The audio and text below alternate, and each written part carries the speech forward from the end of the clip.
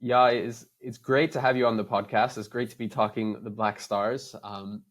The last time we had the AFCON, we did a preview for the Black Stars, and the sense was this is a team in transition. There's a lot of youngsters. Expectations are low. We're not one of the favorites. We're trying to build towards something in the future, and that's what we're hoping for. And it feels like 2 years later, how much has Ghana progressed? It feels to me like we're almost in the exact same position. What is the sense in Ghana ahead of the AFCON about the Black Stars? Well, I think that you put it just right because I think that after 2 years, we are still in that transition phase. And one thing that many people are saying, which I agree to, is that maybe the World Cup took us away from what we were trying to do. Because qualifying for the World Cup meant that everything was well and good again. We were back, which wasn't necessarily the case. And so there were certain players who had to mature a bit before they played on the world stage or before they'll be going into an AFCON possibly. But we didn't have that, and many of these players also didn't have that as well. Now we are heading into an AFCON where I think just about 2 or 3 players from the 27 have ever played an AFCON before. One of which is Andre Ayew, the captain. Jordan has played in an AFCON. Daniel Amate has also played. Jiku was also in the last AFCON. But when you look across the team, it's an almost new team we are taking to the AFCON. And so it still feels like we're in transition.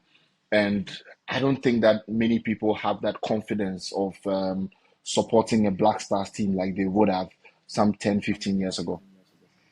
And kind of I want to talk about that because I think like you say so well, the World Cup was a wonderful thing, but almost has done some damage because obviously you sacked your coach after the last AFCON, which was obviously devastating, and then you bring in Otto Addo. Addo kind of surpasses expectations, gets that miraculous qualification to the World Cup against Nigeria. I mean, and you can correct me if I'm wrong, but I still feel like Ghana wouldn't have qualified against any other team. It's only because it was the Super Eagles, and they found a way. That's true. That's kind of the nature of the relationship. And then you have a World Cup, which is, mixed bag, right? You have that Portugal game where, who was it? Who had that one chance right when the keeper slipped up? If that goes in, Iñaki Williams. It was Iñaki Williams. Yeah, like the whole thing changes. Suddenly you get out of the group stage, and it's a brilliant World Cup. You obviously get the one win, and it's a mixed bag. But since then, Chris Hughton has taken charge of the team, and it feels like every time Ghana takes a step forward, there's a couple steps back, right? Because you're even qualification, the AFCON was in doubt. You had to beat CAR. You went 1-0 down. And so there's this sense that things aren't going that smoothly. What is the perception of I guess I want to ask a 2-part question is how do people think Chris Hughton has done in his time in Ghana? Because obviously he's a very different appointment. Obviously he kind of European based generally, but actually has roots in Ghana, wants to, build that cultural kind of gap instead of just being kind of a European manager coming in to do a job. But also I want to ask you about, the policy of Ghana over the last couple of years of really focusing in on bringing, talent that were born and raised in Europe. I'm thinking Iñaki Williams, Antoine Semenyo, these kind of guys. With kind of mixed results. So, every time I've seen Semenyo, he's looked brilliant in a Ghana jersey. Iñaki Williams hasn't been able to get the goals that we kind of hoped he would. Well, what is the sense in Ghana about Chris Hughton's appointment and kind of bringing in some of the guys who were born abroad? So first of all, I'll just tackle the Chris Hughton question first. I think that if I could divide Ghana into 10 parts, maybe 8 of them do not think Chris Hughton is the man for the job. I mean, a lot of people have complaints about Houghton's style, one, because many people feel he's too defensive. I mean, I feel he's too defensive as well. I mean, I watch the games and I'm not particularly enthused by the kind of football we play. And I was one of the biggest advocates for Houghton, to bring him in and let's see what he could do. Just because of his profile, what he had done in the English Premier League, we thought that things were going to be different. But that's not what it looks like. I mean, on Monday, the Black Stars drew 0-0 in Kumasi against Namibia, which is an such an odd scoreline for Ghana. I mean, going into an AFCON like this. And so I think that going into this AFCON, beyond the players not being at that level that we expect them to be, I think that one thing that has demoralized a lot of people is Chris Hughton and just how he has performed with the Black Stars. I mean, if you look at his results, the only time the Black Stars have scored more than 2 goals is in a game against Liberia in Accra. That's the only time the Black Stars have scored more than 2 goals. If you juxtapose that to what we did at the World Cup, where we were able to score 2 goals against Portugal, we scored 3 goals against South Korea. If you juxtapose the performance under Otto at the World Cup to what Hughton has done in his time here, I think that many people are not particularly enthused. The Black Stars have a talented crop of attackers. They may be young, but they are really good across the front line. But the goals have been a problem. The goals are not coming. And it particularly has to do with just how Hughton sets up his team. He always has a base of 2 defensive midfielders who are incredibly defensive minded. And so they get the ball and they are not sending the ball into the attackers to try to do anything. And that's one of the things that many Ghanaians have complained about. Now, number 2, you're asking about the policy of bringing in talent from other parts of the world. I mean, people of Ghanaian descent. The main thing is that Ghana has always done this over the years. I think that all through the early 90s up until now, it is something that Ghana has actually done. I can go all the way back to 1996 when we invited Kim Grant. I mean, even back in 92 when we brought in Anthony Baffo from Germany as well. All of these players, I mean, if you look through all of that, in 2008 we brought in Junior Agogo. I think somewhere around 2016 there were a few players who also joined the team. Albert Adoma as well, who grew up in England for the most part of his life, also played for the Black Stars a bit. And so I think that generally is a welcoming feeling for many Ghanaians. The fact that a Ghanaian who wasn't born here but has played outside and plays at the top level gets an opportunity to play for the Black Stars is something that excites many Ghanaians.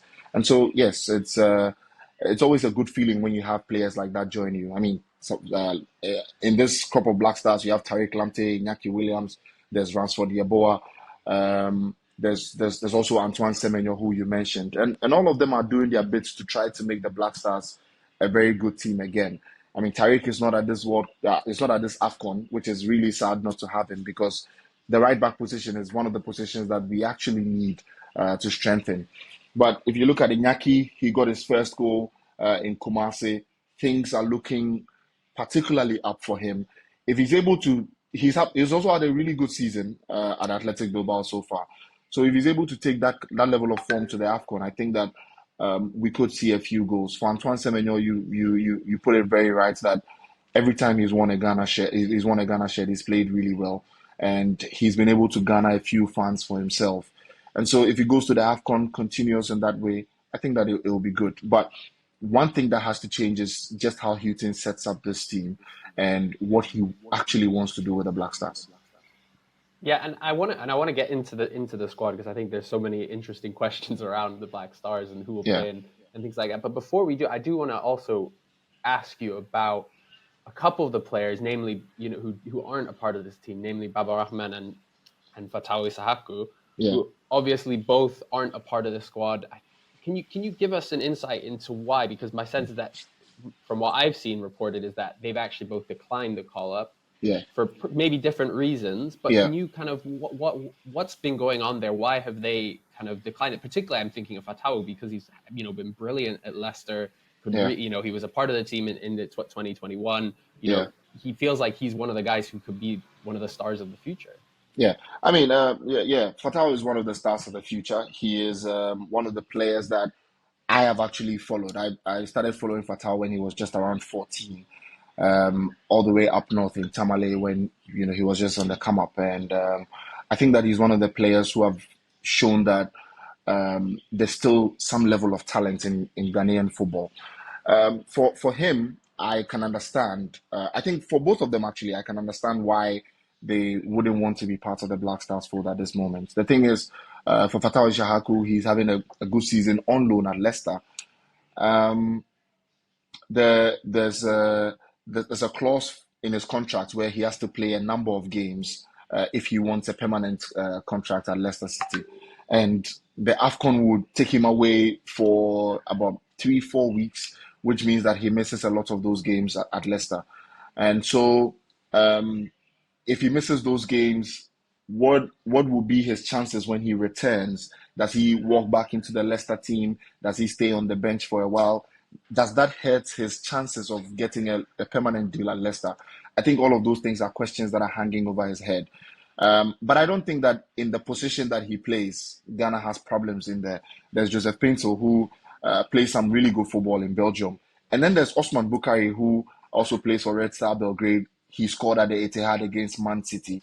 And so he also has that quality to play well if Ishahaku is not around. And so I think that the coaches look through the squad, they realize that these are equally good players. And so if Ishahaku wants to opt out, it's his own it's his own decision to make.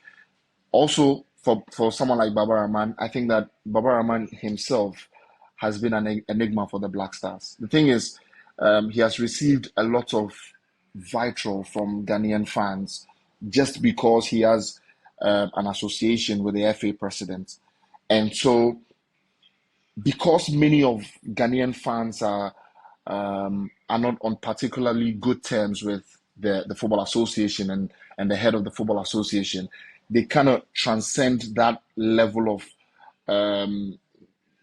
animosity to Baba Rahman. And so every time he plays in a Black Star shirt, whether he does well or he doesn't, everyone just focuses on the negatives. And it happened to him in Kumasi as well, when he was booed by the home fans. And I mean, Alasdair, I know you know Kumasi, you know how religious the fans in Kumasi are.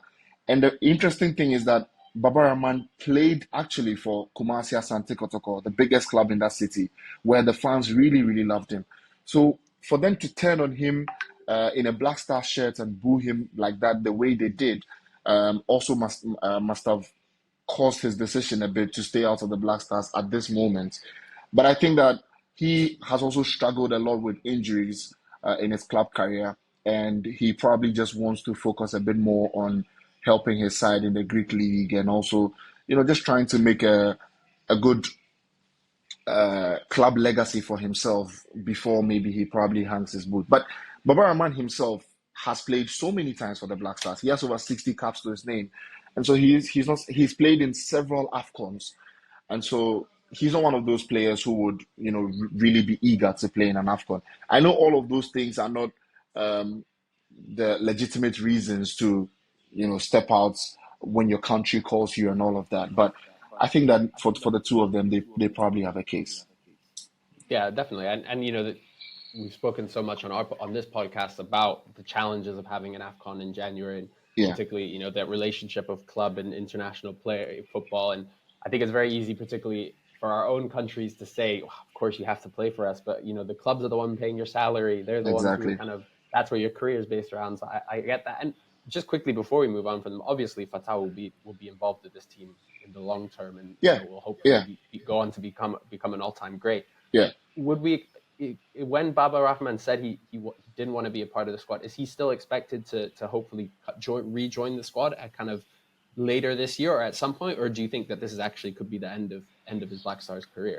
No, I don't think this will be the end of Baba Rahman's Black Stars career. I think he'll be involved in the Black Stars one way or the other. The thing about Baba Rahman is that he got into the Black Stars very early in his career. So, like I mentioned, he has a lot of caps to his name, but he still has more to deliver for the Black Stars. And funny thing is that ever since he decided to stay away for the Black Stars for this AFCON, he's actually scored 2 goals and assisted once in the Greek league. And so you kind of feel like maybe there's something that we potentially could be missing around the left back position, which he might be able to give us. And so he will be involved again. I mean, he will return. After the AFCON, there will be World Cup qualifiers, of which, will be really tough for Ghana because of the new formats for the African teams and all of that. And also another AFCON in 2025, which will be playing in Morocco. And the qualifiers might begin this year. And so he will be involved. It's just that at this point, he probably needs time off just to try to sort a few things in his club career. Definitely. Let's take our eyes and look towards the actual team itself. And one player I really want to talk about is Dede Ayew, Andre Ayew, because Yeah. he is such a legend of the game now. I think this is going to be his 8th AFCON. Yeah. I think he's only a few appearances off being the all-time appearance holder. Yeah. For everyone, not just Ghana. There's actually two appearances of that. Yeah, and I think Yeah. off Rigobert's song and exactly. And so. But I guess my question is I remember at the last AFCON, there were questions about, is he still sharp? Is he still good? I remember at the time, he's struggling to find, settle in his club career. And then obviously he has a terrible end to the tournament, with that horrible, I guess from a Ghanaian perspective, unfortunate red card when they got knocked out. And he's obviously then worked his way back into the team and is still a big part of that. What kind of role do you think he'll be playing at this AFCON? Do you think, is he going to be starting every game? Is he, what kind of role will he be in this team? So I think that the major problem with Andre Ayew now is that the coaches are still treating him like they would have treated him 10 years ago. The thing is that at this moment, every Ghanaian, every African, everyone who watches football knows that Andre is off it a bit. He's not as sharp as he was 10 years ago. He's not doing many of the things that he would have done years ago. And so one thing that I have consistently said about Andre is that the man management of him will be key. And it will be key because you don't expect Andre to start games when you want to start on the front foot and try to put a lot of pressure on the opponents. What you do with Andre is you bring him on around 20 minutes to time or 10 minutes to time because he still has that influence of getting into the right places of the attack and picking out pockets where the defenders may not be looking at, and then he could score from there. And he's shown it over his career, being Ghana's top scorer at the AFCON with 10 goals and doing so much for the national team. The thing is that at this moment, managing him properly is what we need from Andre, because Andre doesn't have the strength anymore. He doesn't have the pace anymore. He's lost a lot of the physical attributes that made him Andre Ayew. And so what you do for him now is that you just manage him properly. If he's playing, at least if he's starting, he should start play maybe 45 minutes, 15 minutes. After that, you take him off, bring on someone who's a bit more energetic and could give us some more. If he's not starting, then he comes on in the second half and try to influence the games, which I think that he's actually done really well in games where he's been brought on to try to change the fortunes of the Black Stars. And so I think that he will still be an important figure. I trust that Andre will get a goal at this AFCON again to take his goal tally to 11 because he always has a goal in him. And so I'm just hoping that Chris Hughton makes the right decisions of trying to manage him properly. Because the thing is that every time we've started Andre in a match where we are supposed to win, Ghanaians are not happy with just how he goes with the flow of the game. And so the man management will be key in this AFCON, especially for Andre, because if we do not do it well, then it becomes a tactical problem for the coaches. It becomes a huge burden for the team. And then for the fans because there are many fans who actually do not want Andre to be a part of the squad. And so if it's not managed properly, then, the fans begin to turn on him a bit more. And that's not good for someone like Andre who has particularly served the Black Stars for so long. And do you think that him playing a kind of more subdued role coming off the bench, because like you said, he has that clinical edge that I don't think anyone else in the team really has. Like you say, he always has a goal and he's so intelligent with his movement. But do you think it will be an issue if he's asked to play that kind of role where he's only getting 30 minutes a game, with his personality, and the fact that he's been the big personality in this team for so long? Do you think that is an issue for Chris Hughton in terms of making that decision?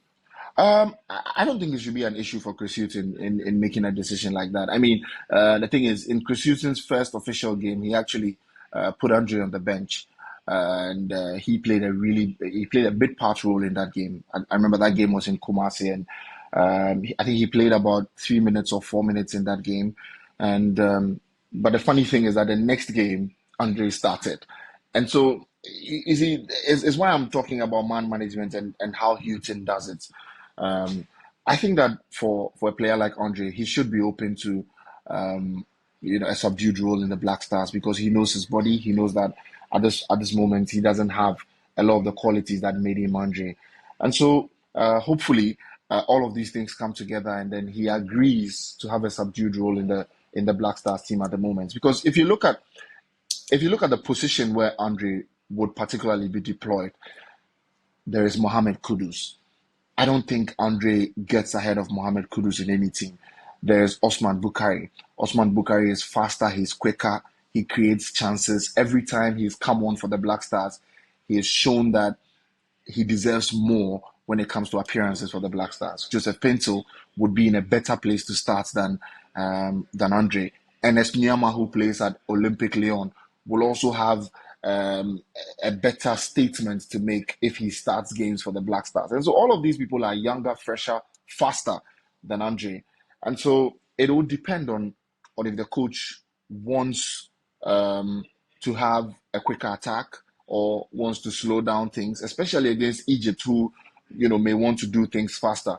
In a game like the game against Egypt, I don't think many people would be worried if he starts Andre because then his experience counts in just how we play. But in games like against Cape Verde, in game against Mozambique, people would want us to be on the front foot from the start. And Andre may not be the ideal person to do that for us. And, let's talk about the rest of the team and filling that gap because, like as you mentioned, the big problem for this team is creativity, is that ball progression through the midfield. Yep. And, big thing is missing Thomas Partey as well, being out for injury because he's so good at that in terms of breaking up play, progressing the ball.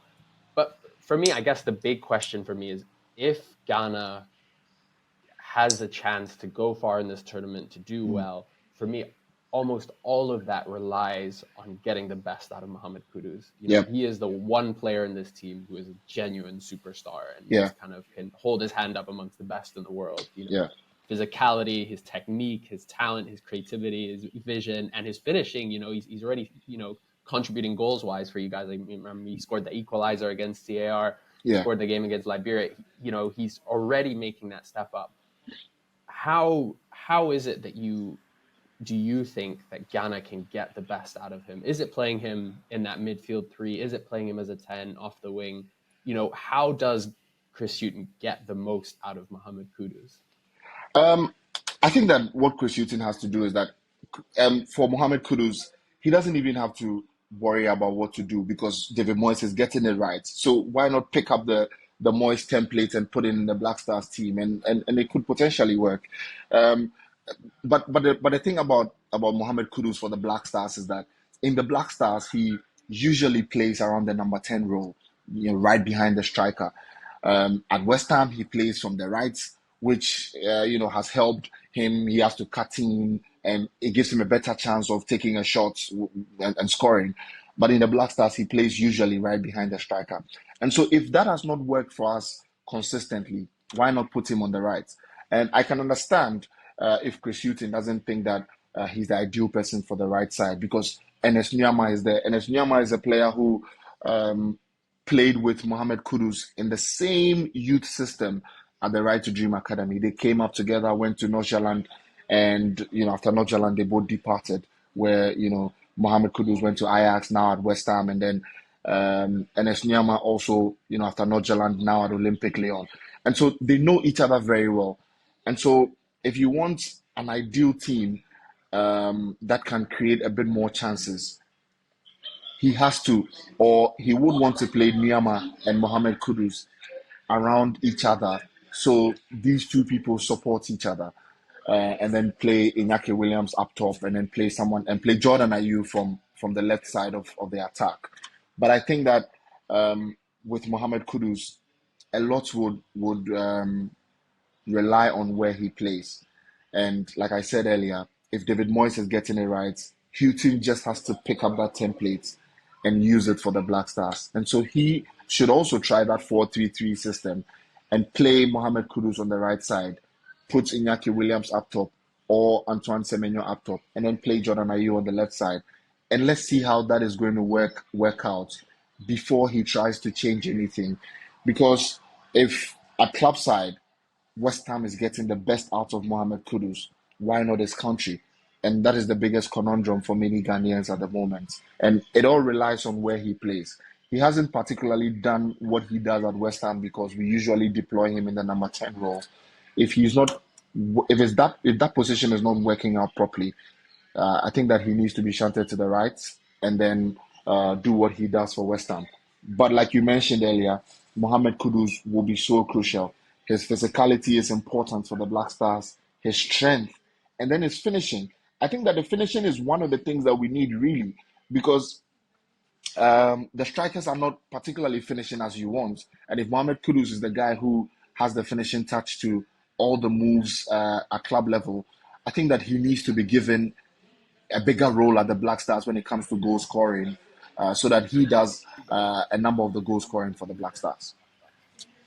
And I want to look at the group in the tournament now because Ghana, for me, if you're in this strange position where you're no longer one of the favorites, one of the giants, one of the teams that expected. I'm sorry to say it. No, we understand.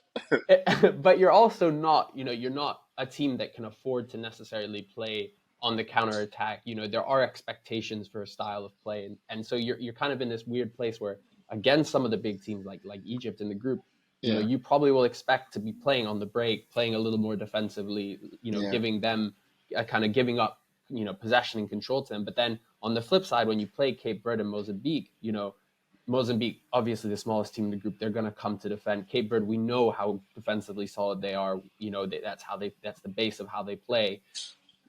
Kind of how does Ghana both manage that, where you have to find a way of being both defensively resolute and playing, but whilst also then in other games playing kind of in a dominant kind of attacking way?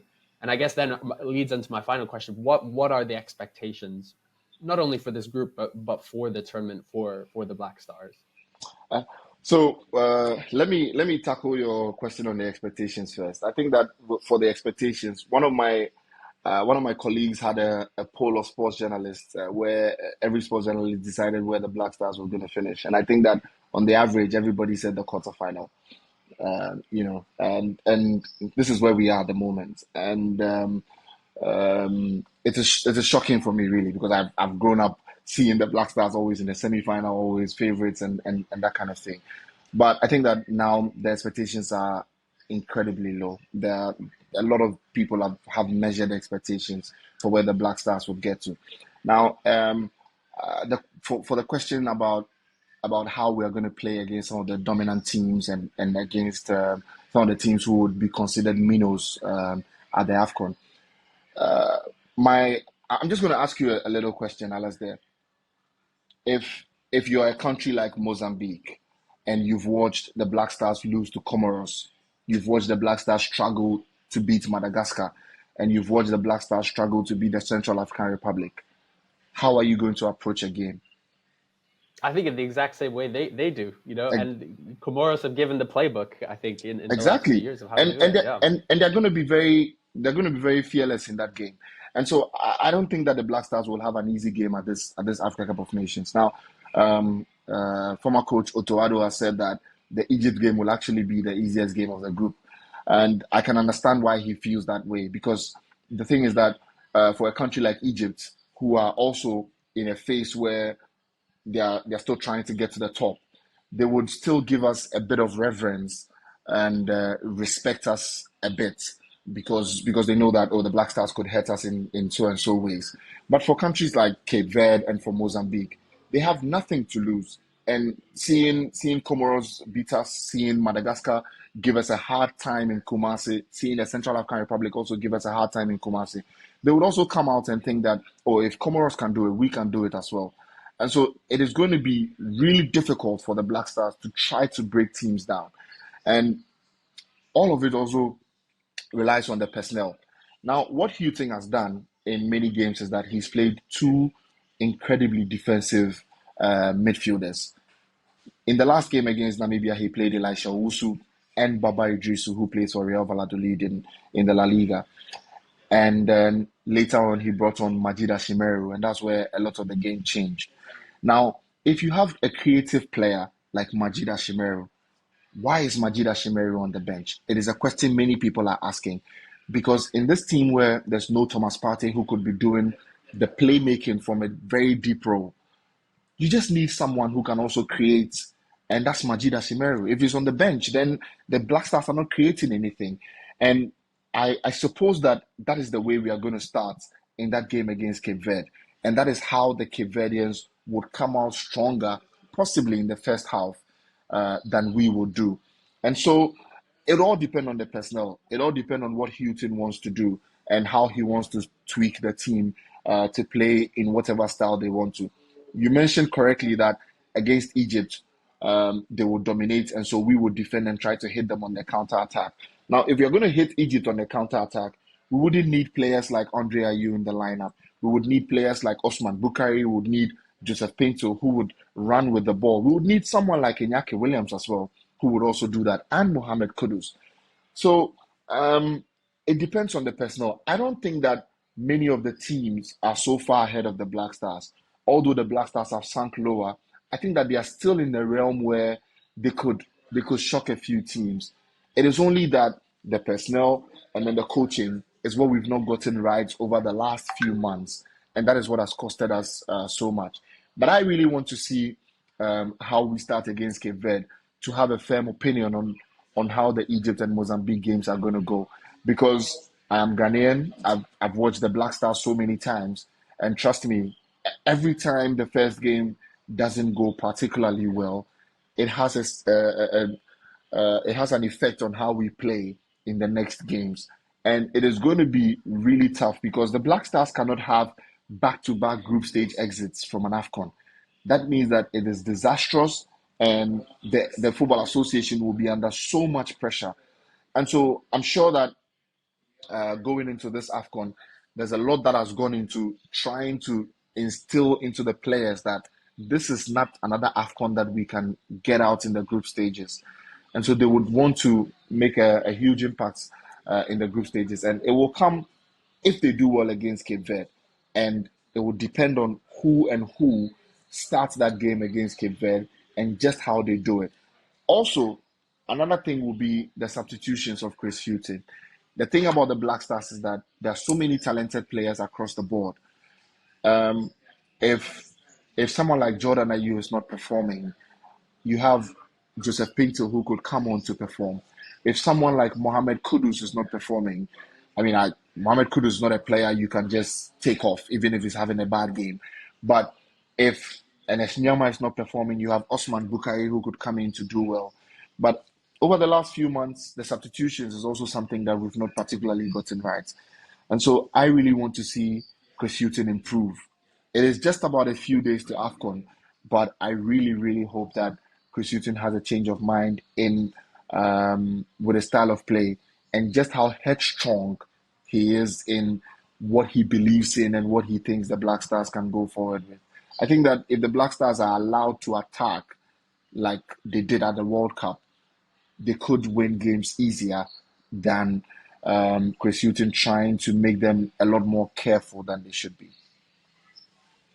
Thank you so much for joining us. We finish all our interviews with experts from different countries with a kind of quick fire round of questions. Yeah. So I'm just going to hit you with a couple questions. Coming into this tournament, Okay. Who is Ghana's most important player? Mohamed Kudus. Yeah, straightforward. And we're not going to see Fatawu at this tournament. And so without him, who do you think is Ghana's kind of youngster to watch? Who's the young gun we should all be watching out for? Enes Nyama. Mm-hmm. Yeah, again, and similar to Semenya, I think was the game there they both came off the bench and you guys immediately scored. Exactly. He's an exciting player. Yeah. And then the tough question I've got for you is, what is your prediction? How far are the Black Stars going to get at this tournament? I think the Black Stars would get to the round of 16 stage. Round of 16. Okay. More measured than some of your colleagues. Yeah, I Clearly, mean, who are predicting higher things. I think they will get out of the group, but that is where it could end for the Black Stars. And then if the Black Stars are going to go get as far as the round of 16, who for you is going to win the tournament? That is always a hard one for me because you know how AFCON goes. You cannot particularly predict, but I think that my favorite for the trophy should be the Ivory Coast and Algeria. Okay, and if I pushed you to give me one of those names, Ivory Coast or Algeria, who would you say? It's a hard question. It's the worst one we give for everyone. AFCON winner.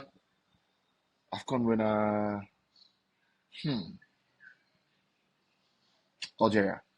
Algeria, okay, they're coming back. They're going to win it again. Yeah. And who for you is going to be the top scorer at the tournament? Top scorer at the tournament, I think. I need to look at the groups again because no, it matters. It matters. Really, because if you look at Victor Osimhen and Nigeria and the group they are in, they have to play Ivory Coast, they have to play Equatorial Guinea. Those are tough games, really. So I don't know if he could get a few goals in there. I mean, he's also come under a lot of fire because he doesn't particularly score as much as he does at Napoli for the Super Eagles. Let me see. To pick someone, I'll just go with Victor Osimhen. Yeah, it's hard to ignore him. It's hard to ignore him. And if Victor Osimhen's going to be the top scorer, who do you think is going to get the player of the tournament? Who do you think is going to be the best player? Best player this tournament. These are hard questions. Yeah, man, they're not easy. Predicting at AFCON is a fool's game, which is why we do it. Player of the tournament. I think if Egypt gets to the final, it should be Mohamed Salah. But also, we don't want him to have too good a tournament in the group stages, huh? That wouldn't be good for the Black exactly. Stars. Yes, I don't want him to have a really good performance in the group stages, and so let me see.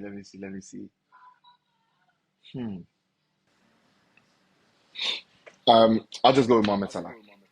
Mohamed Salah. Yeah. I think it's hard to ignore. Hopefully not. Hopefully he won't be it. Yeah, hopefully he won't be. Egypt won't do too well, but we'll see. Yeah, thank you so much. I've not got any more questions for you. I'm not going to put you under pressure, but thank you so much for joining us. We loved it. Thank you too. And we can't wait to see the Black Stars kick off in Côte d'Ivoire.